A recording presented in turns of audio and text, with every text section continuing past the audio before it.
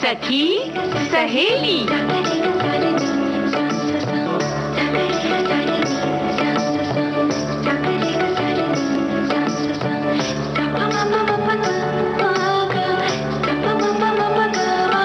सखी सहेली।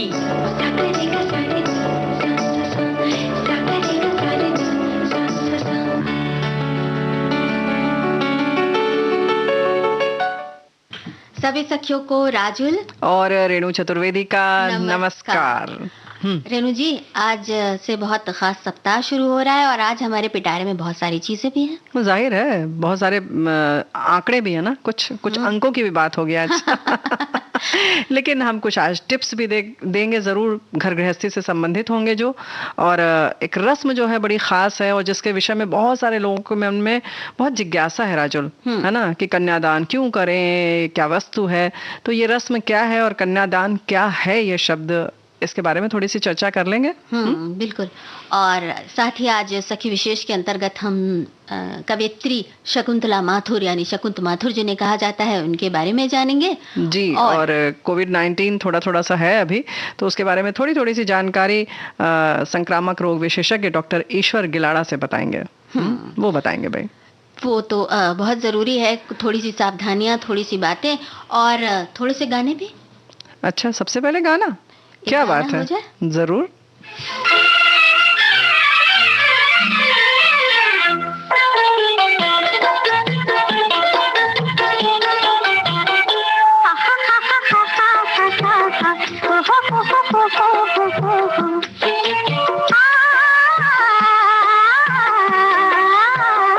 तेरा खत लेके सनम पाँव कहीं रखते हैं हमको, कहीं पढ़ते हैं कदम, कहीं पढ़ते हैं कदम। तेरा खत लेके सनम पाँव कहीं रखते हैं हमको, कहीं पढ़ते हैं कदम, कहीं पढ़ते हैं कदम।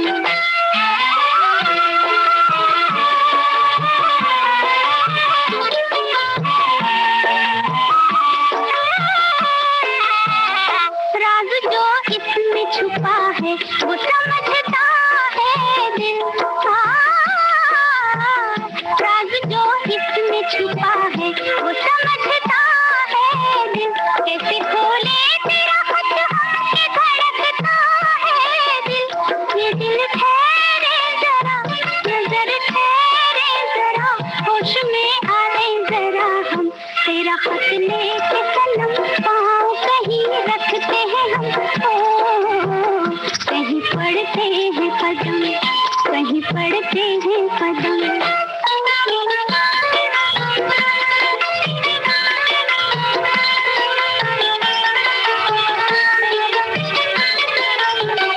इसमें जो बात भी होगी बड़ी खातिर होगी,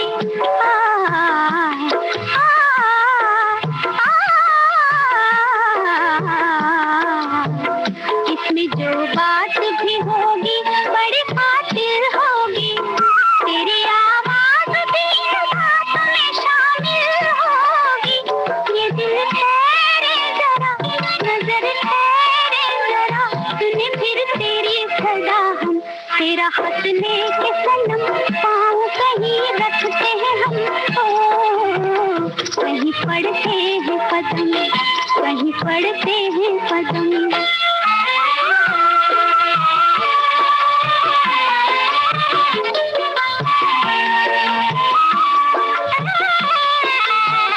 क्यों न पाकर इस तूफान उठे सीने में, क्यों न पाकर इस तूफान उठे सीने में। तेरी सूरत नजर आती है साईने में। ये दिल ठहरे जरा, नजर ठहरे जरा, जरा फिर बोले फिदा हम। तेरा खत लेके सनम पाँव कहीं रखते हैं हम। खत का मिलना कितनी खुशी की बात होती है, हुआ करती थी। नहीं, अभी भी जो लिखता है और जिसको मिलता है उसके लिए होती है।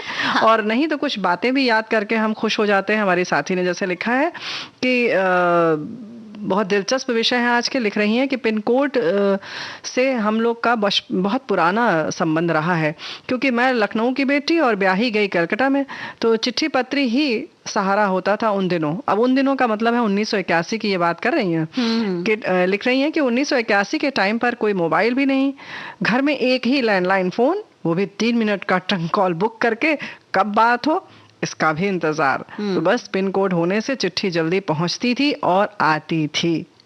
बताइए, ये एक जरूरत हुआ करती थी पिन कोड, और कितनी खास चीज आज भी है ये। और इसी के बारे में जागरूकता पैदा करने के लिए ये पिन कोड सप्ताह मनाया जाता है, जो कि बहुत जरूरी है कि हम पिन कोड के महत्व को समझें। क्योंकि कई बार ऐसा होता है, जैसे आजकल आप पूछिए किसी से, सारी दुनिया की चीजों की खबर होगी, लेकिन पूछ लीजिए कि घर का पिन कोड पता है तो वो नहीं मालूम होगा। वो जरा सा कौन जिम्मेदार है ये बताओ, उसको पकड़ के लाते हैं जिम्मेदार तो कहीं ना कहीं हम खुद ही हैं, क्योंकि हम कहीं इसकी महत्व को शायद हम समझ नहीं पाए हैं। महत्व, या यूं कहें कि उस पर ध्यान नहीं दे रहे हैं। महत्व है, लेकिन हमारे पास उसका विकल्प है, शायद इसलिए हम उसकी उतनी आवश्यकता महसूस नहीं कर रहे हैं। लेकिन उसका जो मजा है, उसकी जो खुशबू है, उसका जो एहसास है चिट्ठी लिखने का, पढ़ने का, वो हम बच्चों में वो संस्कार डाल सकते हैं राजुल्ला। हाँ, बिल्कुल डाल सकते हैं। और इसीलिए जो पिन है, यानी डाक सूचक संख्या, जिसको हम कहते हैं पोस्टल इंडेक्स नंबर, इसकी जरूरत पड़ती है। चिट्ठी जो लिखते हैं उन्हें मालूम है ना। चिट्ठी। और कई बार ऐसा भी होता है रेणु जी कि जब हम कुछ सामान मंगाते हैं तब भी ये पूछा जाता है कि पिन कोड क्या है। अब लो, तुमने तो याद दिला दिया, ऑनलाइन का तो जमाना शुरू हो गया, इसमें भी पिन कोड की तो आवश्यकता पड़ती ही है ना। शुरुआत तो खत से हुई थी, लेकिन ये जमाना जो अब सामान के मंगवाने का है और भेजने का है, उन सब में भी पिन कोड बहुत महत्वपूर्ण है ना। तो इसीलिए ये विशिष्ट संख्या डाक के द्वारा भेजी जाने वाली हर प्रकार की सामग्री को सही गंतव्य तक पहुंचने में मददगार होती है। और भारत में पिन कोड 6 अंकों की संख्या होती है और इन्हें भारतीय डाक विभाग द्वारा छांटा जाता है। पिन प्रणाली को 1972 में आरंभ किया गया। और ये कितनी महत्वपूर्ण है, ये तो हमारी एक साथी ने जैसे लिखा कि चिट्ठी से जल्दी आती भी थी और पहुंच भी जाती थी। वर्तमान हमारे देश में, पूरे देश में 15 लाख से अधिक डाकघर के साथ दुनिया की ये बहुत बड़ा नेटवर्क है हमारे देश का। और पिन कोड के महत्व के बारे में जागरूकता फैलाने के लिए ही ये पूरा सप्ताह मनाया जाता है। 15 जनवरी से 21 जनवरी तक सप्ताह मनाया जाता है ना। और ये जो 6 अंकों की संख्याएं पिन कोड हैं, तो ये आपके स्थान के सही पते को दर्शाती हैं जी। इन 6 अंकों की संख्या का पहला अंक राज्य को दर्शाता है, अगले 2 अंक राज्य के उपखंड को दर्शाते हैं और अंतिम 3 अंक उस स्थान को दर्शाते हैं जहां पर डाकघर स्थित है। जी, यानी कि उस उपखंड में कितने डाकघर हैं उसमें होगा। जैसे कि विविध भारती का आप सबको पता है 420091, तो ये 91 भी है। थोड़ा सा अगर आगे जाएंगे तो 92 हो जाता है ना। तो कुछ इसी तरह से क्षेत्र के हिसाब से उसमें परिवर्तन होता रहता है। और जाहिर है कि हम बार बार जो बात कर रहे हैं कि इसकी मदद से जो भी हमारा सामान है, पत्र है, वो बिना किसी भ्रम के, त्रुटि के कुशलता पूर्वक पहुंच जाता है गंतव्य पर। यानी डिजिटल होने के बावजूद जो आते हैं सामान देने के लिए, डिलीवरी करने के लिए, उनको वो चाहे भोजन हो चाहे कोई और सामान हो, वो पहुंचाने के लिए उनको पिन कोड की जरूरत जरूर पड़ती है जी। और या यूं कहें कि जब सामान की छटाई होती है ना, तो हमें लगता है पिन कोड के हिसाब से ही होती है। भाई अब डाकघर के अंदर की तो बात नहीं मालूम, लेकिन कहीं ना कहीं पिन कोड से वो समझ जाते हैं कि 42 है तो ये मुंबई है और इसको एक तरफ कर दिया जाए, सब कुछ है ना। बिल्कुल। तो इसीलिए बहुत खास होते हैं, एकदम विलक्षण होते हैं और सही कोड आपका डालना बहुत ज़रूरी है। अपनी जगह को, अपने सामान को सही जगह पर पहुंचाना है तो सही कोड जानना और उसे डालना बहुत ज़रूरी है। हाँ, अक्सर हम पूरी पता लिख लेते हैं, पत्र लिख लेते हैं या कुछ और लिख लेते हैं, लेकिन सोचते हैं पिन कोड की क्या ज़रूरत है। अंकों से वैसे भी थोड़ा भागते हैं हम लोग ना, तो भाई अंकों से मत भागिए, ये बहुत महत्वपूर्ण है। देखने में ये बस पिन है, लेकिन इनकी आवश्यकता बहुत है। और इसके संग संग एक बात और है कि भले ही आपको कभी लगा हो कि आपका पत्र या सामान पहुंच गया आपके पास, लेकिन जो काम करते हैं उस विभाग में, या डाकघर हो या आप कहीं ऑनलाइन सामान खरीद रहे हैं, उन्हें बहुत दिक्कत होती है। वो फिर पते की वजह से जब ढूंढते हैं तो उन्हें बहुत दिक्कत होती है। अंकों के माध्यम से उन्हें इन सब चीज का जो छटनी जिसको कहते हैं ना, वो बहुत आसान हो जाती है। तो थोड़ा सा उनका ख्याल कर लीजिए। हाँ, है ना। और कुछ कई बार ये भी देखा गया है कि जैसे पिन कोड डालते वक्त जो आखिर के जो 2 संख्याएं हैं बस वो डाल दी गई। अरे भाई, तो तीसरी संख्या कौन लिखेगा, वो भी डाल दें। पूरा पिन कोड अगर लिख देंगे तो बहुत कितना अच्छा रहेगा जी। तो भाई चिट्ठी हो या सामान हो, जो भी हो, आपकी चीज आप तक पहुंचे और जिसने भेजा उसे भी सुकून रहे, इसके लिए पिन कोड का इस्तेमाल तो जरूरी है। और जो उसके संग काम कर रहे हैं, जो भी लगे हुए हैं कर्मचारी, उनको भी थोड़ी सुविधा हो जाए। और हम गीत सुन ले। नहीं होगा होगा कैसे मानो तुम अगर मेरा कहना, हम दोनों मिलके कागज पे दिल के चिट्ठी लिखेंगे, जवाब आएगा। हम दोनों मिलके कागज पे दिल के चिट्ठी लिखेंगे, जवाब आएगा।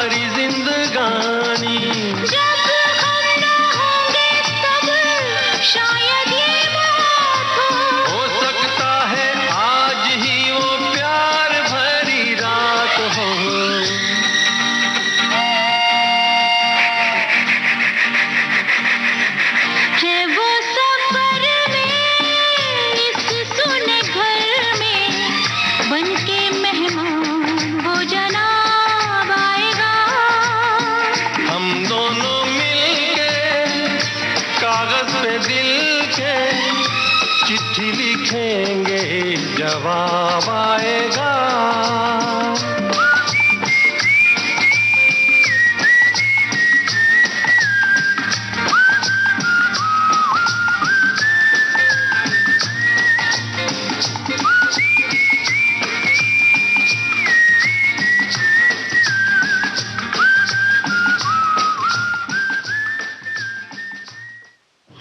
चिट्ठी लिखेंगे जवाब आएगा। ये बात बिल्कुल सही है। पिन कोड के साथ लिखेंगे तब नहीं, वैसे भी आ जाएगा, लेकिन थोड़ी दिक्कत होगी। आपको भी विलंब से हो सकता है मिले पत्र और बाकी सब बेचैन रहे। तो बहुत सारी चीज़ों का जैसे कहते हैं ना अन्योन्याश्रित संबंध होता है। जैसे अगर पत्र है तो उसमें पिन कोड होना चाहिए।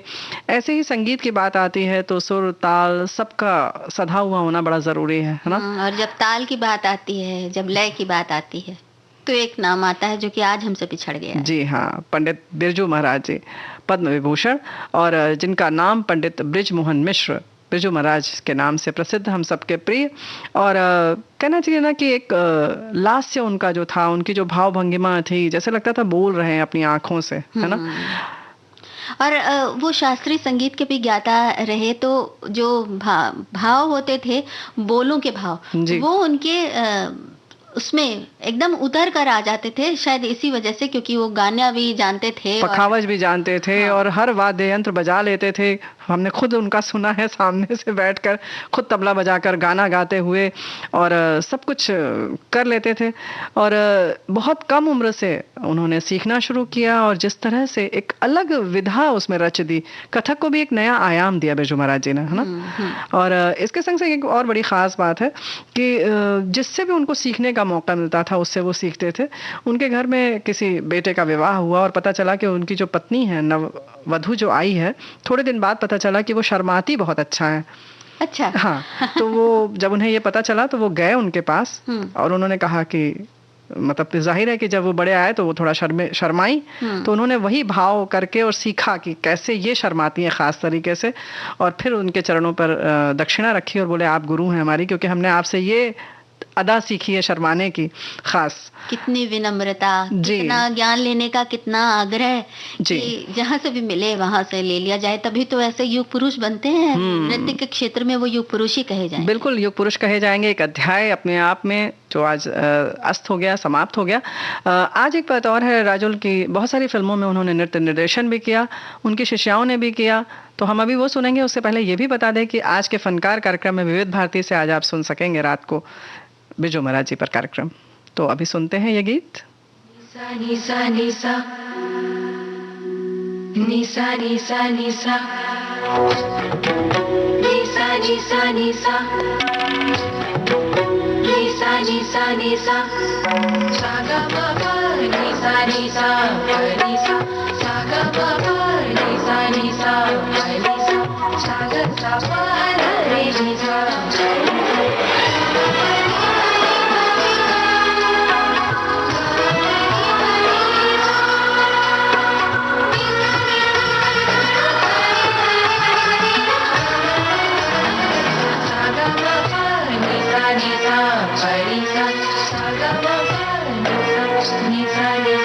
जगावे सारी रहना, जगावे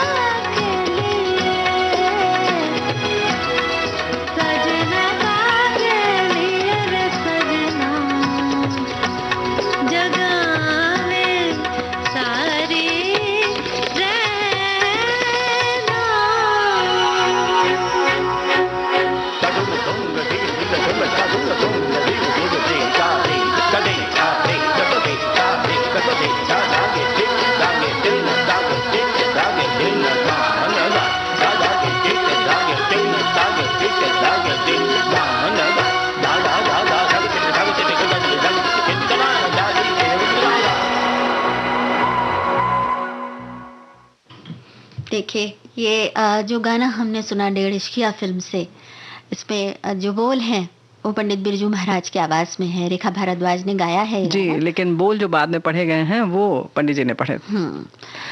तो सब हुनर में माहिर। आज हमने वो सितारा कहीं छूट गया, लेकिन हाँ, बहुत सारी चीजें जो उनकी कलाएं होती हैं वो तो हमारे साथ रहती हैं ना राजुल। जो सितारे होते हैं उनकी जो चमक है, रोशनी है, वो याद बन के हमारे सीने में हमेशा रहती है, मन में हमेशा रहती है। और पूरा देश उन्हें श्रद्धांजलि दे रहा है, नमन कर रहा है, तो हम सब की ओर से भी उन्हें नमन। एक बात और, हम लोगों ने चिट्ठी पत्र की बात की तो हमारी एक साथी लिख रही हैं, चिट्ठी, पता, पिन कोड, डाकिया, लेटर बॉक्स, ये सब हमको पता है।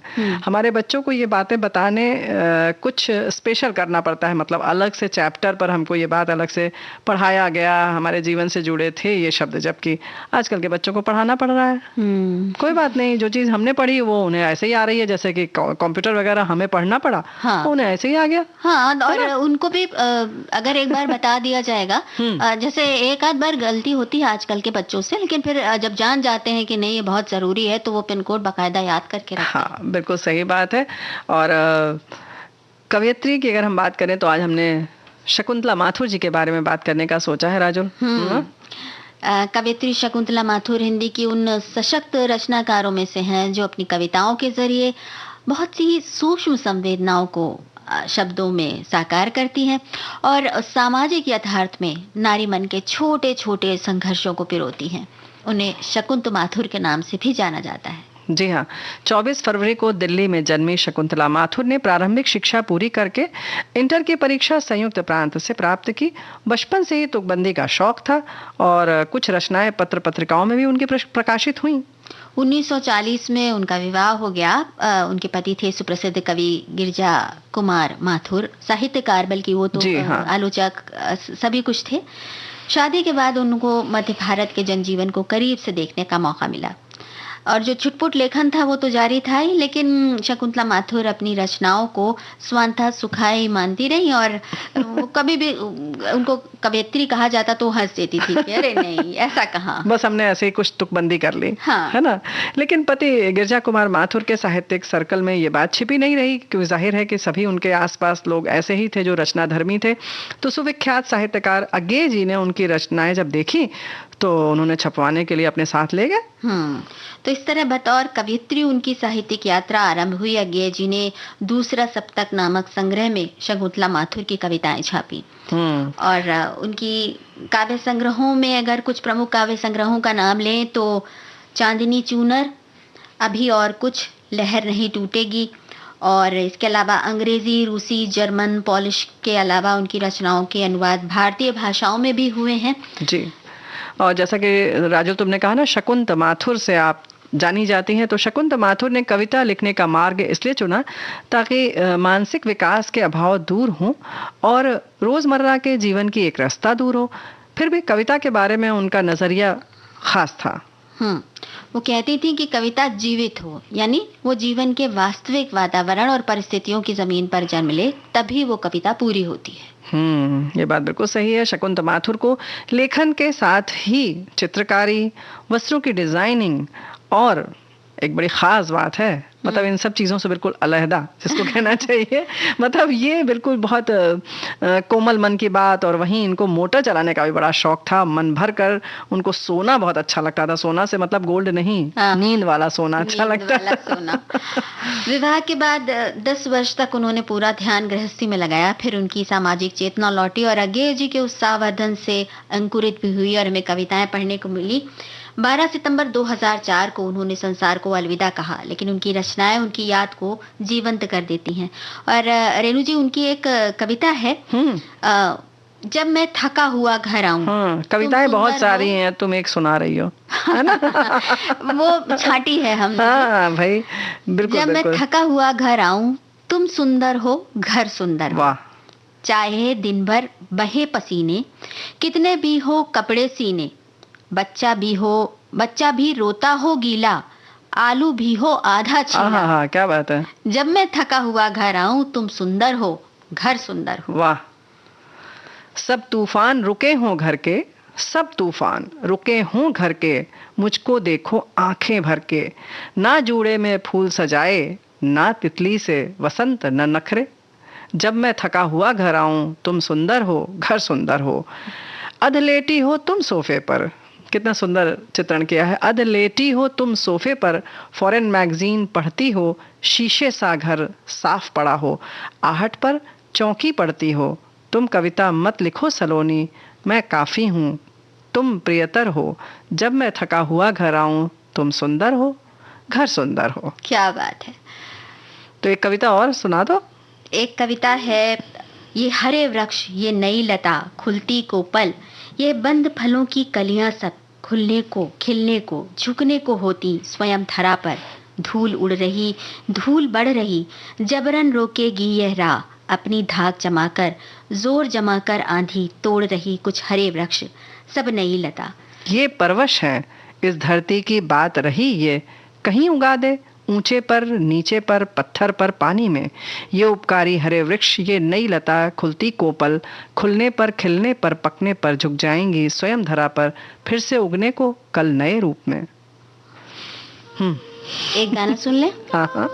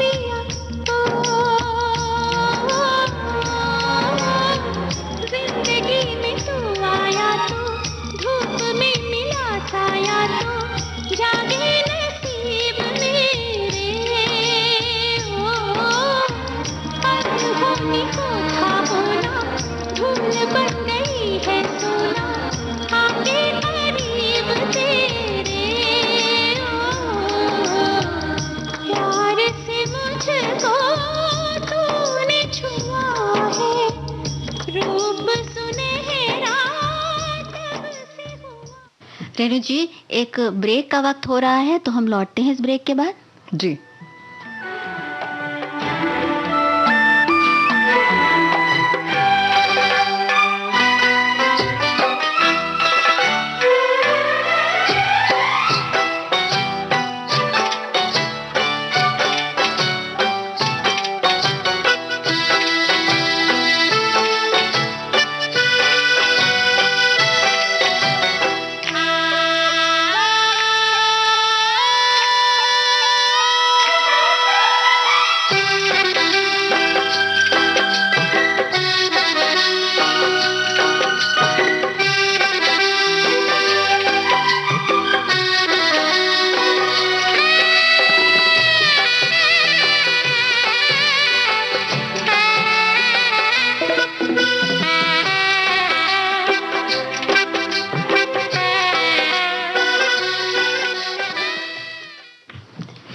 तो अब रेणु जी, ब्रेक के बाद हम हाजिर हो गए।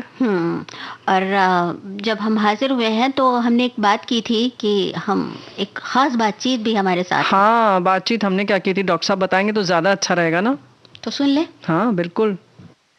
आज हम कोविड के ऐसे मुकाम पर हैं कि कोविड के आंकड़े 2,70,000 के आसपास मंडरा रहे हैं और ये ओमिक्रॉन वेव है, इसमें कोई शक नहीं है। सारे देश में नहीं है, ये बड़े बड़े शहरों में आ रहा है फिलहाल। तो हमने जो डेल्टा वेव के समय देखा कि जब बड़े शहरों के बाद छोटे शहर आते हैं, छोटे शहर के बाद गांव में आता है, तो हमारा दायित्व ये बनता है कि हम गाँवों को, छोटे शहरों को बचाएं। दूसरी चीज़ ये है कि जो हमारा टेस्ट पॉजिटिविटी रेट था 1 महीने पहले भारत देश का 0.5% था और आज वो 16% के आगे चले गया। इसका मतलब 1 महीने के अंदर हमारा 32 गुना ज़्यादा इन्फेक्शन बढ़ा है, ये हम लोग ठाम से बता सकते हैं। अब कुछ लोग ये भ्रम में हैं कि हमारे पास कोविड नहीं आएगा क्योंकि हमने वैक्सीन लिया है। कुछ लोग ये भ्रम में हैं कि हम लोग गांव में इसलिए हमारे पास कोविड नहीं आएगा। और कुछ लोग ऐसे हालात में हैं कि उनको लगता है कि हमारा काम खत्म हो गया, जैसे मुंबई में लगता है कि अभी पीक आकर निकल गया। तो भारत देश इतना बड़ा देश है कि एक खंड के जैसा है और उसके अंदर अलग अलग राज्य अलग अलग ढंग से बिहेव करते हैं, अलग अलग उनका व्यवहार होता है, अलग अलग बार उनका पीक ऊपर जाएगा नीचे आएगा।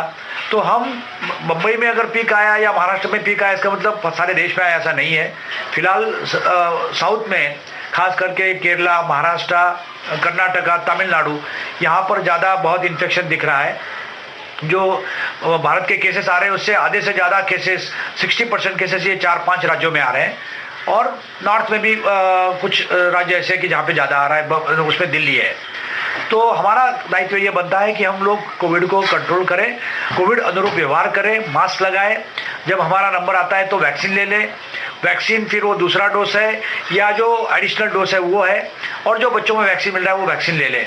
इसी से हम उस पर मात कर सकते हैं। हमें फिलहाल लॉकडाउन वगैरह करने का जरूरत नहीं है, लेकिन सोशलाइजेशन, बड़े गैदरिंग वगैरह हम नहीं करना चाहिए जिसकी वजह से ये कोविड फैले। धन्यवाद।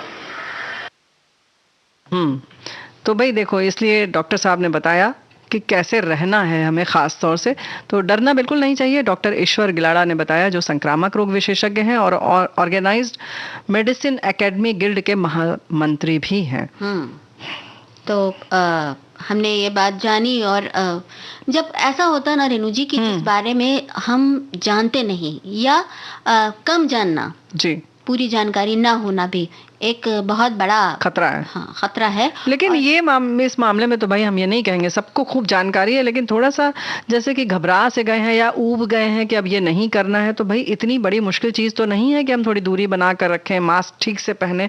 तो जो कोविड वाला व्यवहार है, कहीं से आए तो 20 सेकंड के लिए साबुन से हाथ धोएं, तो ये सब चीज़ें इतनी मुश्किल तो नहीं है, है ना? तो उसको किया जा सकता है। और बल्कि हमें तो लगता है कि हम अगर आजीवन अगर अपनी ज़िंदगी का इसको हिस्सा बना लें तो कितना ही अच्छा होगा, है ना? पहले भी तो लोग आते थे, कहीं से भी बाहर से आते थे, पूरा नहाते थे या पूरे कपड़े बदल लेते थे, जैसा मौसम होता था उस हिसाब से, है ना? अब हो गया है कि हम जूते चप्पल पहने पहने कहीं भी घूम लेते हैं। तो भाई थोड़ा सा अगर हम सफाई की दृष्टि से भी ख्याल रखें तो ये जो समय है, बहुत संक्रामक रोग फैलते भी थे, याद होगा हम लोग के जब परीक्षा का समय आता था तो ये होता था बड़ी सावधानी रखो, ठीक से रहो, नहीं तो बीमार हो जाओगे। तो बस ऐसे ही मान के रह लो कम से कम, हाँ, है ना? और थोड़ा सा ये तो है ही है कि स्वच्छंदता बड़ी अच्छी चीज है, लेकिन स्वच्छंदता जब सीमा रहित हो जाती है तो कहीं ना कहीं हल्की सी चोट भी लगती है ना। हाँ, तो चोट लग सही बात है, वो ना लगे तो बस। और मास्क लगा के खूब उछलो कूदो, क्या दिक्कत है? क्या बात है ना? घर में रह के खूब मस्ती मारिए और घर को गुलजार कीजिए। लेकिन आज जो हम लोगों ने कवियत्री की बात की या पिन कोड की बात की, कुछ टिप्स भी देने वाली हो राजुल तुम शायद। टिप्स तो हैं। हाँ। और वो घर की सफाई के टिप्स हैं, क्योंकि सर्दियों में ना हाँ। हाथ पांव एकदम अकड़े ही रहते हैं फिर और इतने अकड़े रहते हैं कि बिल्कुल मन करता है कि बस पोछे में तो हाथ डाला ही ना जाए, ठंडे में पानी में नहीं। तो वो कैसे किया जाए? तो भाई ऐसा है कि पोछा अगर आप ऐसा कर सकती हैं कि एक दिन छोड़ के एक दिन लग जाए, ये भी सबसे अच्छा आइडिया है। हाँ। और लेकिन घर में जो सफाई रहे और या पोछा लगाने में उतनी मेहनत ना लगे, तो उसके लिए कुछ चीजें कर सकती हैं। जैसे भाई घर की हवा शुद्ध रहे और बाकी जो चीजें हैं साफ सुथरी लगे, तो जो खिड़की दरवाजे हैं उनको पोछिए जरूर जी। ये पोछना बहुत जरूरी है, क्योंकि वो चीजें एकदम हम नजरअंदाज कर देते हैं, और सर्दियों में धूल बहुत रोकती है। बिल्कुल सही बात है। तो उस धूल को अच्छे से डस्टिंग करिए। खिड़की झाड़ू जो कीजिए। खिड़कियां हैं, उनके पल्ले हैं, उनके आसपास जो जगह है, हाँ, है ना, उसको झाड़ें, और इसके साथ साथ फर्नीचर को भी झाड़ें। तो हाँ, एक बात और है, ये जो कमरे की खिड़कियों की बात कर रही हो राजुल, यहीं पर एक बात और कहना चाहते हैं।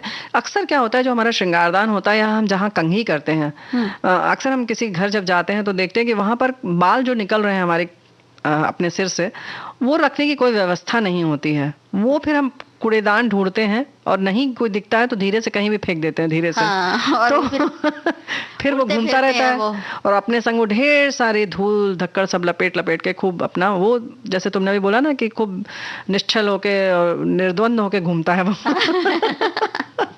उसको तो हवा की भी जरूरत नहीं होती है। तो हम गुजारिश ये करेंगे कि श्रृंगारदान के पास या जहां भी आप कंघी करती हैं, जहां शीशा लगा है आपके घर में, वहां पर एक छोटा सा डस्टबिन रखें या कोई ऐसा पाउडर का डिब्बा आदि उसका बना लें, जिसमें कि आप वहीं पर तुरंत बाल डाल दिया करें, और जब वो भर जाए या आधा तक पहुंच जाए तब उसको आप बड़े डस्टबिन में डालें या उसको फेंकें। तो ये बहुत आवश्यक है। ये छोटी सी चीज है जो हम अक्सर नजरअंदाज कर जाते हैं और फिर परेशान होते हैं। हाँ, है ना। और ये जो छोटी छोटी चीजें होती हैं, इन्हीं से मतलब बहुत फर्क पड़ जाता है। जैसे कि सर्दियों का एक मौसम जो आता है, तो दिन के समय में कई बार ऐसा होता है कि बड़ा धुंधला धुंधला सा रहता है, बिल्कुल बड़ा, और उसी के साथ जो है ना मन भी ऐसे ही हो जाता है, थोड़ा ग्रे रंग का हो जाता है, जैसे पूरा मौसम भी ऐसा ही होता है और मन भी ऐसे दुखी दुखी सा। हाँ, थोड़ा सा, और आलस, थकान, ये सब बहुत सारी होती है।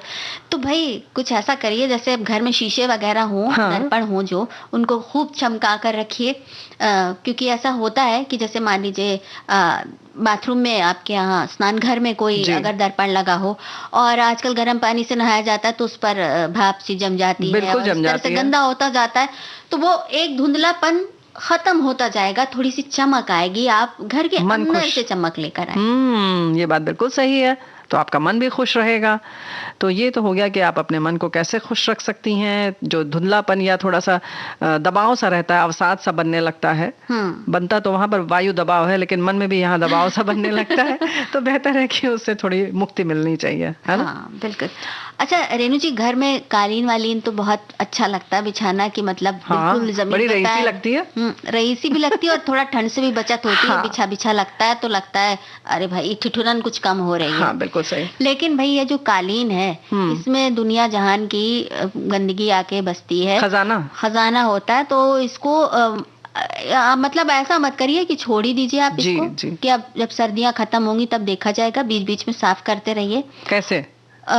वैक्यूम क्लीनर से साफ कर लें आप इसको। हाँ, नहीं तो ब्रश भी आते हैं, उनसे भी आप कर सकते हैं। ब्रश से भी कर सकते हैं।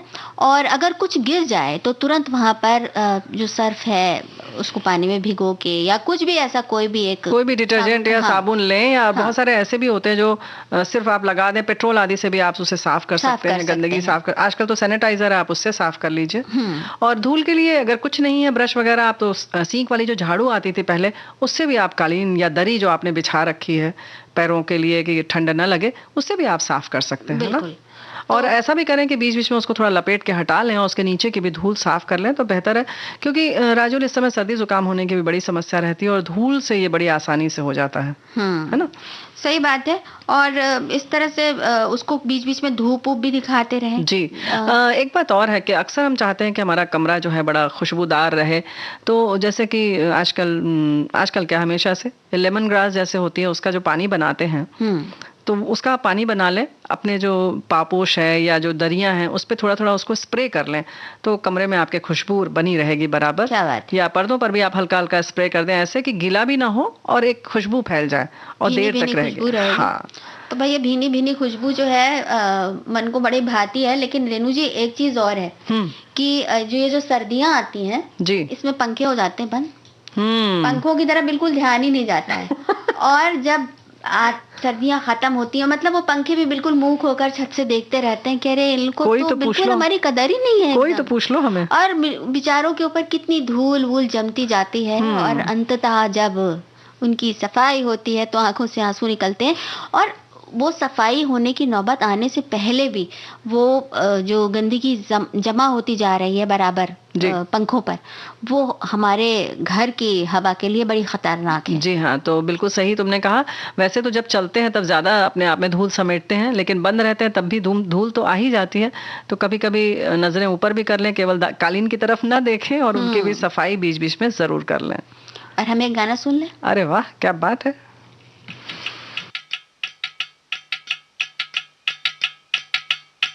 बच्चा से खान मुझको दियो मैं रुख साथ म्यान बार जानो, बच्चा से खान मुझको दियो मैं रुख साथ म्यान बार जानो, बच्चा से खान मुझको।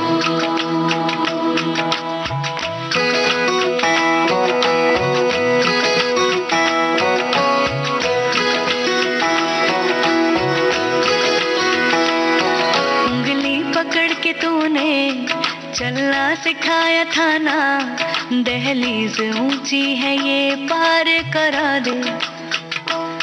बाबा मैं तेरी मलका, टुकड़ा हूँ तेरे दिल का, एक बार फिर से दहलीज पार करा दे।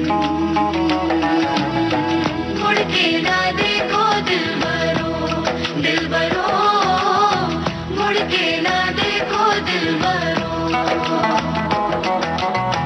मुड़ के ना देखो दिलबरो, दिलबरो, मुड़ के ना देखो दिलबरो।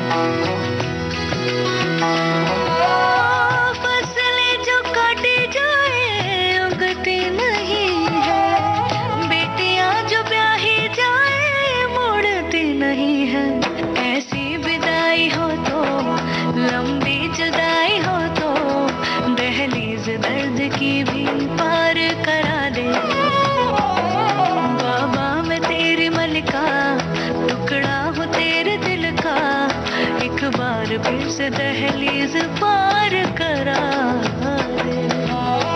मुड़ के ना देखो दिलबरो, दिलबरो, मुड़ के ना देखो दिलबरो,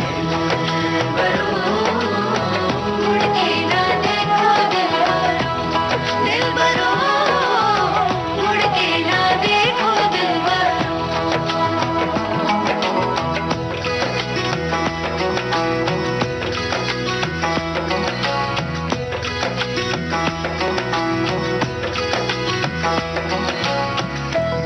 दिलबरो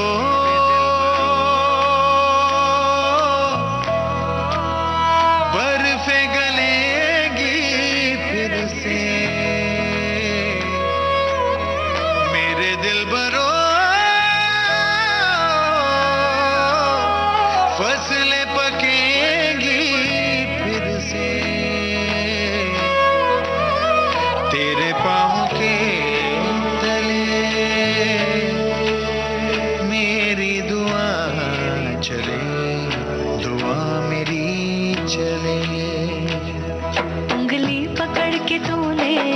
चलना सिखाया था ना, दहलीज ऊंची है ये पार करा दे। बाबा मैं तेरी मलका, टुकड़ा हूँ तेरे दिल का, एक बार फिर से दहलीज पार करा दे। मुड़ के ना देखो दिलबरो, दिलबरो, मुड़ के ना देखो दिलबरो।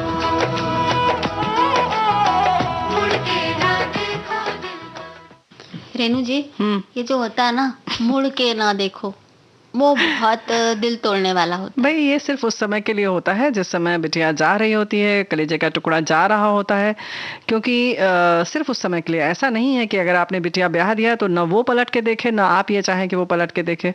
ऐसा मत करिए, सुख दुख के भी साथी बने रहें उसके। जो भी, जब आपने इतनी खुशी खुशी उसे विदा किया है तो उसे जो भी, मतलब वो जो अगर अपनी खुशी साझा करती है तो वो भी आप उसका आनंद लें। अगर कुछ उसको परेशानी है तो उसको भी सुनें और उसका भी निस्तारण करने की कोशिश करें, है ना।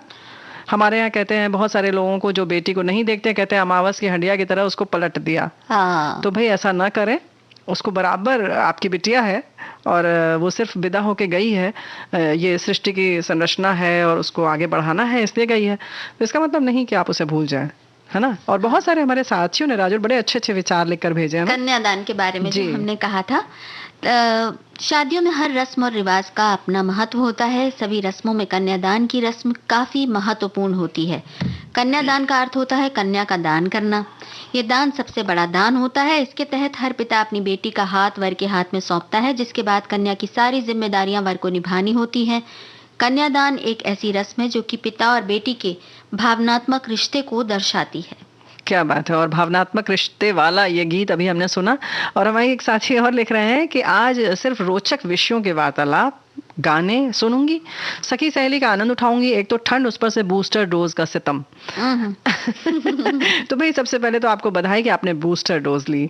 और आप लिख रही हैं कि आगे का जो विषय है कन्यादान, बहुत लोग आजकल के ज़माने के इसे अच्छा नहीं मानते, पर भाई हम तो उस ज़माने में थे और ये किसी भी माँ बाप के लिए अपनी बेटी का कन्यादान करना बहुत बड़ी पुण्य का काम होता था। जिनकी बेटी नहीं होती थी वो अपनी भांजी को, बहन की लड़की को, अपनी भतीजी को दान करते थे और करते हैं। होना चाहिए या नहीं, मुझे, मैं इस विषय में नहीं कुछ बोलूंगी, पर जो रस्म होती है, रीति होता है, वो बड़ा है, मन को विह्वल कर देता है। मैं तो किसी भी लड़की का कन्यादान देखती हूँ तो आंख में आंसू आ जाते हैं। क्या दृश्य होता है, माँ बाप, सारे परिवार भाव विह्वल हो जाते हैं। और ये तो हमारे संस्कार हैं, उसे तो निभाना पड़ेगा ही। माता पिता अपनी संपत्ति से भी बहुमूल्य अपनी संतान को आपको सौंप रहे हैं। मैं तुमसे दान नहीं मांगती हूँ, एक विश्वास मानती हूँ। अग्नि और समाज के सामने निभाते हैं इसे। हमारे एक और साथी ने लिखा है कि बेटी को उपहार के रूप में प्रस्तुत करना कम आश्चर्य की बात नहीं, लेकिन हमें इस बात से आश्चर्य होता है कि यह प्रथा अभी भी चलन में है। इसमें कोई संदेह नहीं है जी। महिलाओं की भूमिका अविश्वसनीय रूप से बदल गई है। महिलाएं अब शिक्षित हो रही हैं, वे आत्मनिर्भर हैं, अपने माता पिता की देखभाल कर रही हैं और आर्थिक रूप से स्वतंत्र हैं। उन्होंने हर क्षेत्र में अपार सफलता प्राप्त की है, चाहे वो खेल हो, राजनीति हो या शिक्षा हो। महिलाओं को कमजोर समझे जाने से बाहर आने के लिए दशकों से संघर्ष करना पड़ रहा है। अब वे किसी पे डिपेंड नहीं है। फिर कन्यादान जैसी रस्म को जारी रखने के पीछे क्या तर्क है? आज के समय में दूल्हे को भगवान विष्णु मानने और दुल्हन के माता पिता द्वारा उसे स्त्री को वस्तु के रूप में पेश करने का क्या तर्क है? तो हमें लगता है कि आज के परिवेश में पुत्रदान एक रस्म होनी चाहिए, ये भी विचार है। वैसे इनका कहना ठीक है राजुल, की ये लिख रही है कि जेंडर इक्वालिटी की बात होती है तो नो कन्यादान। चलिए, इसी के लिए तो हमने इस विषय को उठाया है, लेकिन फिलहाल हम पहले बाकी लोगों की बातें पढ़ लें या पहले कुछ और बात कर लें। हालांकि हमारे साथी लिख रहे हैं कि हिंदू शास्त्रों में कन्यादान सबसे बड़ा दान माना जाता है। जिन माता पिता को कन्यादान का सौभाग्य नहीं मिलता, उससे बड़ा कोई भी सौभाग्यशाली नहीं होता है जिसको मिलता है ये सौभाग्य। और कन्यादान में माता पिता अपनी बेटी को लक्ष्मी के रूप में मानते हुए अपनी पुत्री को उसके पति को सौंपता है, यही मानकर के उसका जीवन साथी उम्र भर साथ रहकर प्रेम और सम्मान देगा। अब देखिए, यहाँ पर कोई ऐसी नहीं बात है कि सिर्फ वो जिम्मेदारी निभाएगा, और ये बिल्कुल अक्षम है ना। और आगे लिखते हैं कि जिंदगी में एक निश्चित उम्र के बाद हर माता पिता अपनी संतान का विवाह की रस्म को निभाते हैं। कन्यादान के बिना विवाह संपन्न नहीं माना जाता। हमारे एक और साथी ने लिखा है कि कन्यादान करना आज भी पुण्य का काम माना जाता है। अपनी बेटी नहीं है तो भांजी भतीजी का कन्यादान करते हैं लोग। ये रस्म भाव विह्वल कर देती है।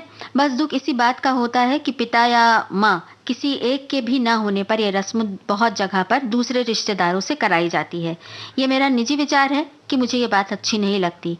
जिन्होंने जन्म दिया, पालन पोषण किया, उनको किसी एक के भी ना रहने पर यह पुण्य कार्य नहीं कर सकते। क्या करें, कुछ रीति रिवाज ऐसे ही हैं। हाँ, लेकिन ये बात इन्होंने सच में बहुत बड़ा मुद्दा ये उठाया है। लेकिन राजुल, अभी बहुत परिवर्तन आया है।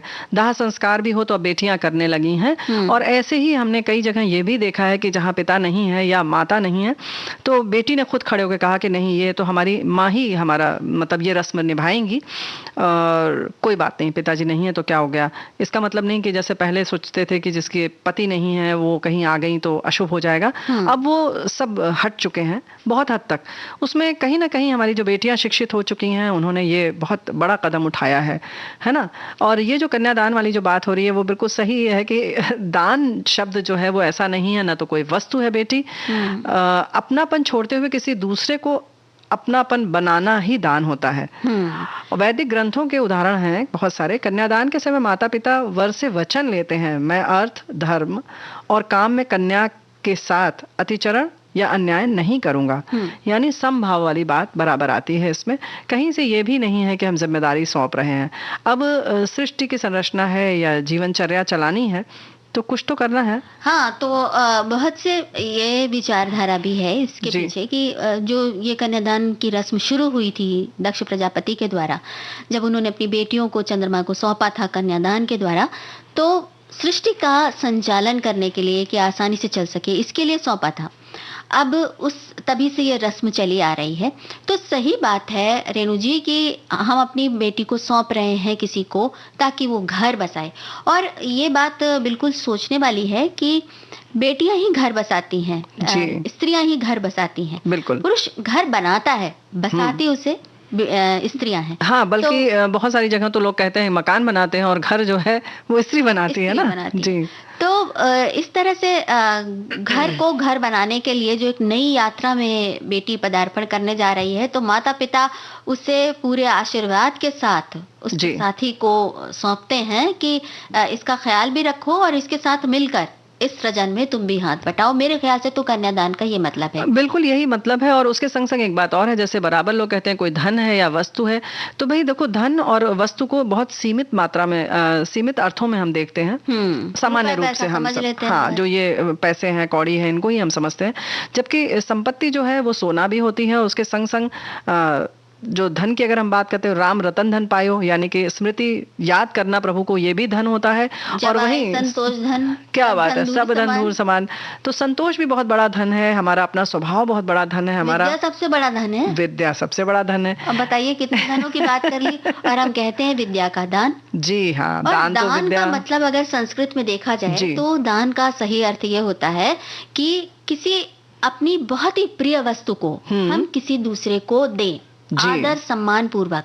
दान भीख नहीं है, दान डोनेशन नहीं है, दान बहुत सम्मान के साथ दिया जाने वाला दान उपहार भी नहीं है। क्या बात दान है। किसी को समर्पित करना है, सौंपना है और ये सबसे प्रिय वस्तु को सौंपना है। और ये तो सिर्फ यहीं तक सीमित नहीं है, बल्कि खुद को भी सौंपना एक तरह से दान है। वो भी लोग करते हैं। ये तुमने बहुत अच्छी बात जो कही कि भीख या डोनेशन नहीं है।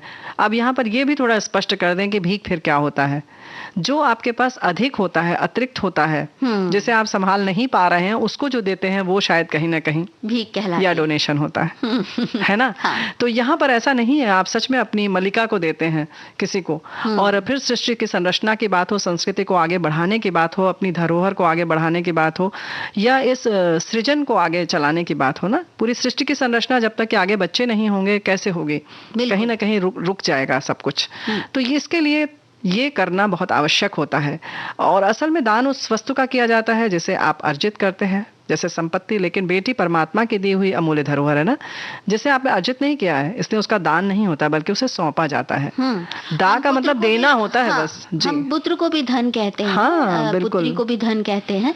तो ये धन है जो कि हमारे आत्मा से जुड़े हुए धन है जी। और रेणु जी, अगर एक बात ये देखी जाए कि जब कन्यादान के विषय में हम कहते हैं कि हमने किसी को दे दिया जी, तो देना नहीं होता।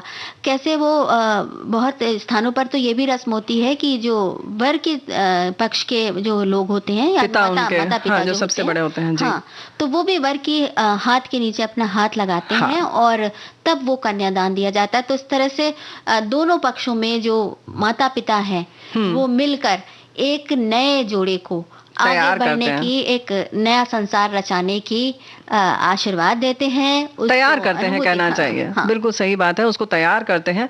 और ये बहुत देर तक एक परात के ऊपर सब लोग हाथ रखते हैं, भाई जो होता है धीरे धीरे जल डालता है, और ये सब उसके साक्षी बनते हैं, इतने लोग जो भी होते हैं सामने, कि हाँ ये एक शुभ कार्य होने जा रहा है आगे, यानी कि सृष्टि की संरचना जो है वो आगे बढ़ेगी, सृष्टि आगे बढ़ेगी।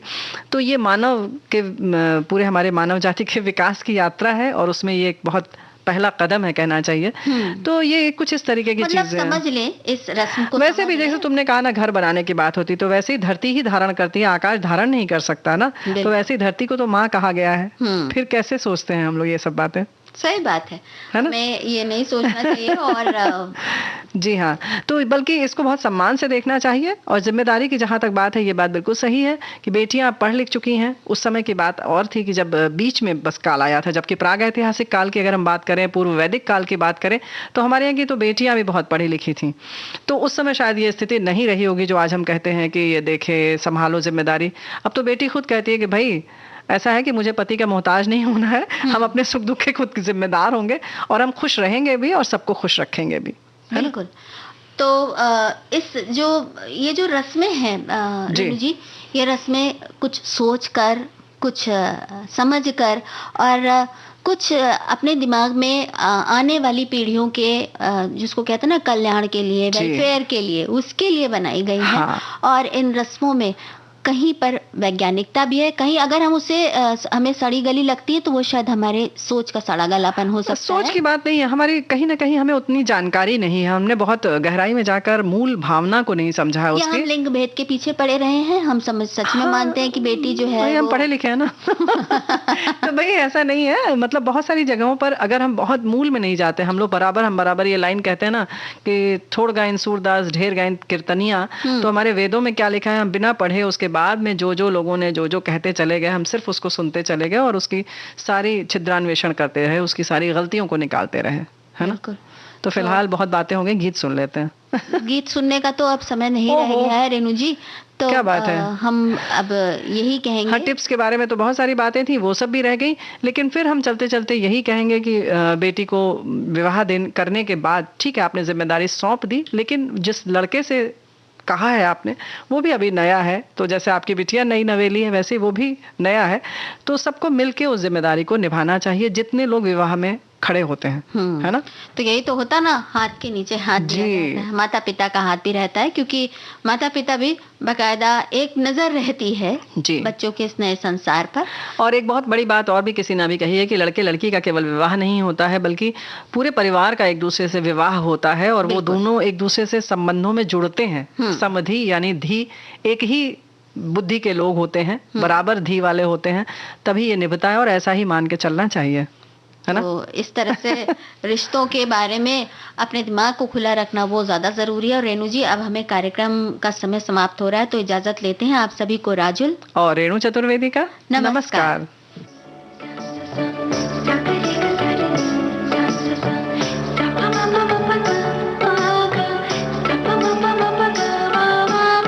सखी सहेली।